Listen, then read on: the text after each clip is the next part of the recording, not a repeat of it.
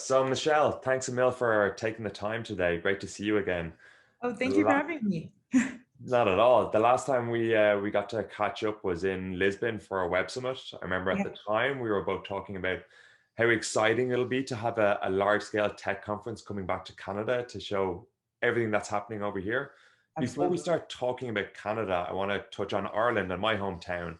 I know you guys just had a big announcement there where you're investing 165 million into the digital and tech scene. Yeah. Can you talk to me about why Ireland and what you see the opportunities there? Oh, we think Ireland is an amazing tech hub.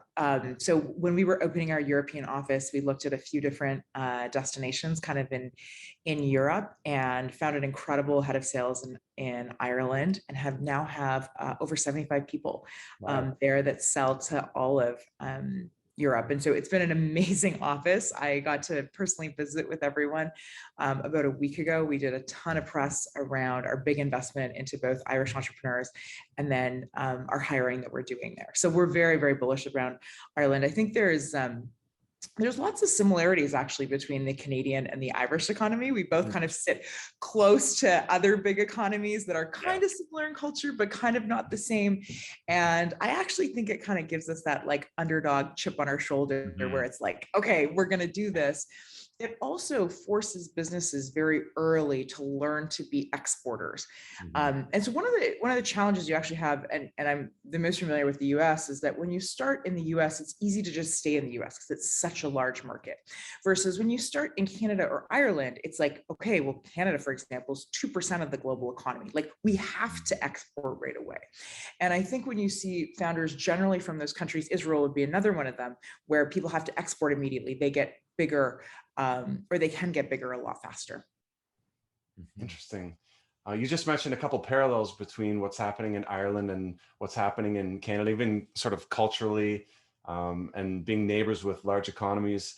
Is there anything that stands out in terms of the tech scene and the types of technologies that you're seeing developed there, or perhaps any like major differences that you think there's a very unique opportunity in Ireland or in Canada? Yeah, I think there's like within each sector, there's kind of different things that are growing. I mean, AI has done incredibly well in Canada. And so we continue to see lots of growth across industries in those sectors. I think there's those pockets in Ireland as well where there's like one sector that's done particularly well. But I think generally this idea that founders have to go outside of their country very early on is what has made both of these countries really, really strong. Michelle, I'm going to take us back for a minute. Yeah. You've obviously been a serial entrepreneur from the get-go. You've had multiple businesses in different industries. You set up Clearco a number of years ago. When you set up Clearco, what was your vision or what was the opportunity you saw in Canada and globally at that stage? Yeah, so I, have a really unique journey as an entrepreneur. Became an entrepreneur right out of school. Hmm. Was crazy enough to go build a caviar fishery from scratch. So my first business was boats, fishermen, and my hands knew deep in fish. From there, I built an e-commerce company. Realized no one would fund me. We were bootstrapped for the first 5 years. Wow. After that, I built another app that was acquired by Groupon, so moved to Chicago, and then get this phone call that's like, "Hey, do you want to join the cast of Dragon's Den?" Oh, yes. And I was like, "I think you have the wrong person." And they're like, "No, no, we have the right person." So I end up getting this seat on the show, and what I figured out is all of these entrepreneurs at the early stage were giving up way too much of their company. So they'd come on the show saying, "Look, I'm looking for $100,000 for 10% of my business." Yeah. And you ask those founders what they needed the money for. And it was like, I need customer acquisition and I need inventory. And I was like, why are founders using the most expensive capital in the world to do something with a fixed return? And so I remember Andrew, my co-founder, and I put our heads together, came up with a new deal type. And the next day we said, on the show, I was literally like, I'll give you that $100,000 you're looking for. But instead of taking 10% of your business that I'll own forever, I just want 10% of your revenue until you pay me back my capital Wow. plus 6%. And the founder's like, is this a loan? And I was like, not a loan, no personal guarantee, no fixed payment timeline. I will not bankrupt your business if you do not pay me back. And the founder that day was like, yes, I will 100% take this. And from there, it's hard to believe that we have created such a large category. I mean, we have, Clearco has deployed more than $3.2 billion into Crazy. 7,000 different founders, Wow. now in many, many countries around the world. So it's been this crazy journey, but that was the original story, was starting there. Wow. That's a lot of money. And last year happened to be a particularly big year for your business, raising upwards of 650 million. And I'm curious if you could just talk us through the process of how that works, and how did you go about doing that? You do a lot of meetings and you get a lot of no's. That's the short answer of it. And this is why, we've really built Clearco to fix some of that process. I mean, when you go raise money, you do nothing but raise money for, 3-4 months. And even if you're really good, you need to do 100 meetings to get, 40, 50 people kind of interested, to start looking at, 20 serious people, to then look at, a couple of term sheets to get a competitive deal. And so that is an extremely time intensive process, first thing. And the second part about that is, not only is it time intensive, but it's full of biases, because basically venture capital is based on who you know. So it's like meeting people when, people have seen you before, they have a better sense of you, and there's nothing wrong with that. It's just a human to human industry. And so that means that it doesn't always scale in all the places that we want it to. And so one of the things about our model and the way that we give founders capital is that we just look at their data to see how their business is performing. We don't care who you were or where you went to school, or what gender you are. It doesn't matter. And so as a result of that, we've seen very different results in our portfolio. I mean, our portfolio is now 25 times more women than the venture capital industry average, which is crazy to me. A third of our founders are BIPOC. We have a ton of geographic diversity. Like in the US, for example, 80% of venture capital goes into 4 states in America. And we've backed a founder in every state in America. There was 9 states last year that had no founders that got VC backing. And so you can see that it's just a limited scale industry. And so it is doable. I mean, I say if we could have raised Clearco money for Clearco, we would have done that. It's just, we're building the category, so it does exist in the future. What happens now? What's the plan or the objective in 2022 now you've raised all that capital? There's a couple, core goals for us. It's to expand our core business, to grow internationally. So that's been a big part.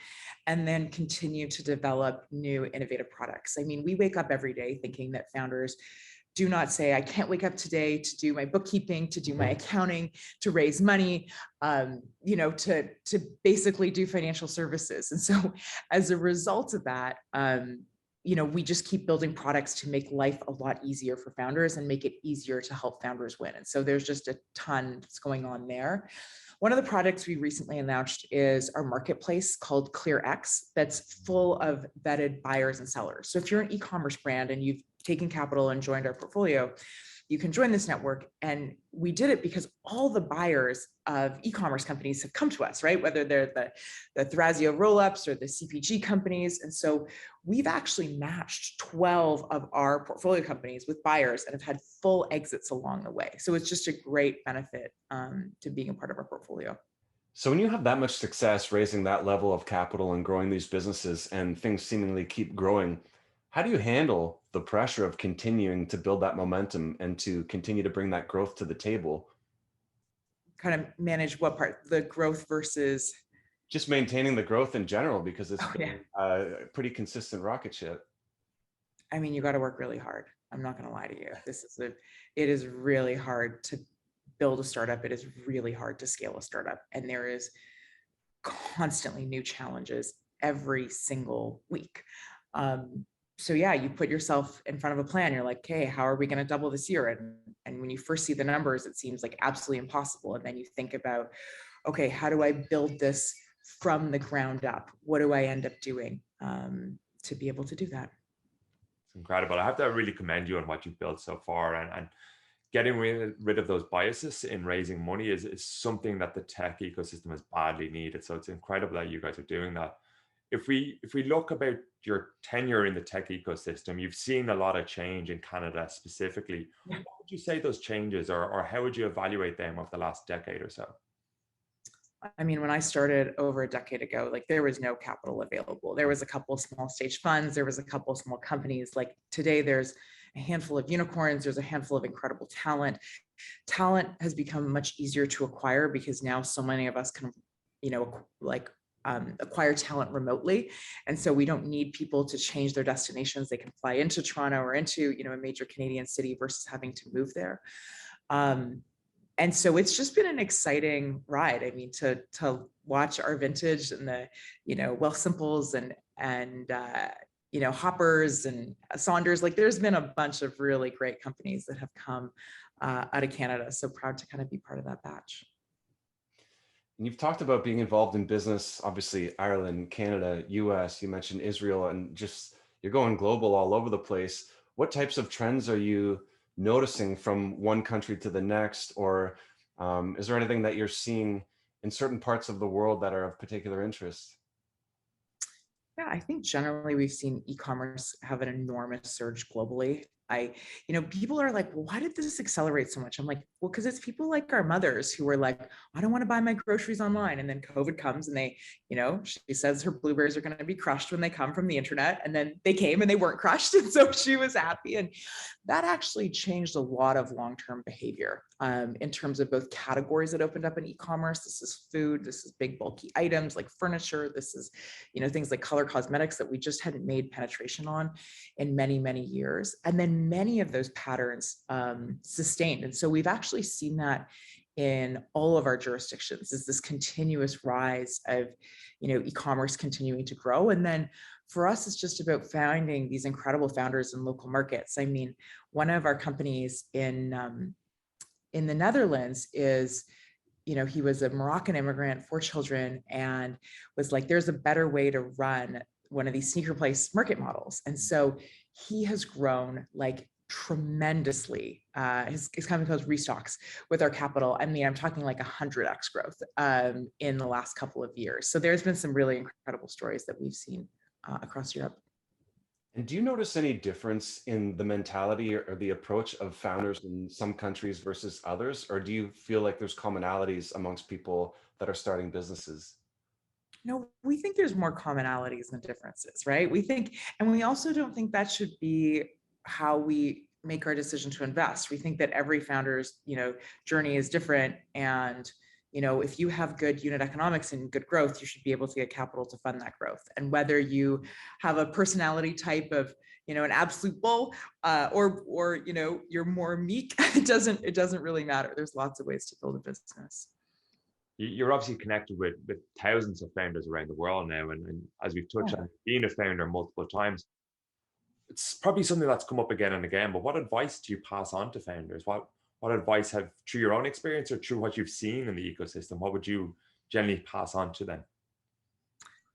I think the first thing, if you want to be a founder, is to start now. I get so many people that are thinking about starting an idea that are, spending a lot of time, and you just have to jump in. It's like cold water. When you jump into that pool, it's always cold. You just got to go in and you'll get treaded water. And that's what starts the cycle of, iteration. And it's lots of iterations that lead to a big innovation.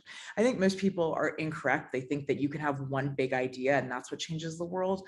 I have never actually seen that. I've always seen little ideas be iterated on, and that's how you get to a big idea. I mean, Uber at the beginning of the day was an auto dialer to a black car company, and then they figured out pieces. But we focus in the media around like the idea, where it's never really the idea. It's get started, see what customers like, and keep iterating on that. And how about on the other side of that, when a founder should, a lot of the time they're looking for the exit route. Mm-hmm. What advice do you give to founders when they're looking to sell, or when is the right time to sell a company? It's a totally personal decision. It's like asking someone when they're ready to have children or not. Like, it's all about like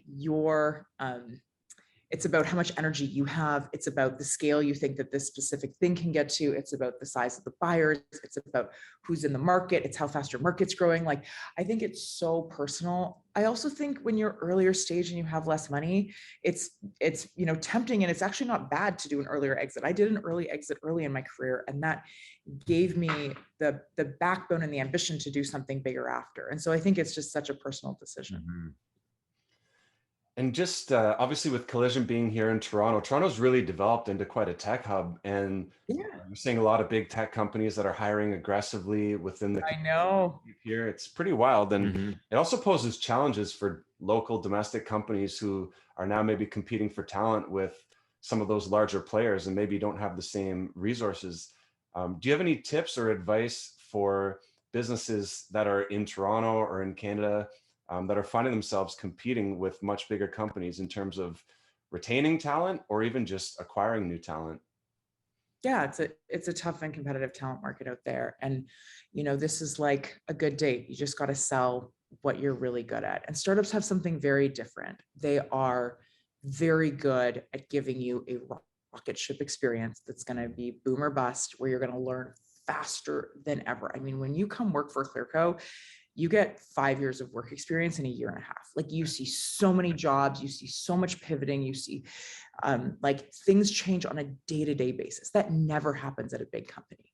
You're barely acquainted with the company 90 days in. You're kind of figuring out how to deliver something a little bit later. Like, honestly, it's just selling what you got. And it's sharing what your mission and finding the people that are aligned with that. And then reminding people that that's a very different experience than working at one of the largest tech companies in the world, where there's a lot more bureaucracy. There's things go a lot slower, and, the impact is just limited. That's really interesting and a great piece of advice. And we're looking forward to more advice and insights from you at Collision coming up soon Amazing. enough here. I'm Thank you going to so be much so for, excited. yeah, we're really looking forward to it. I know all the people that are coming will be as well. So thank you so much for your time today, and we'll look forward to seeing you at Collision. Amazing. Thank you, guys.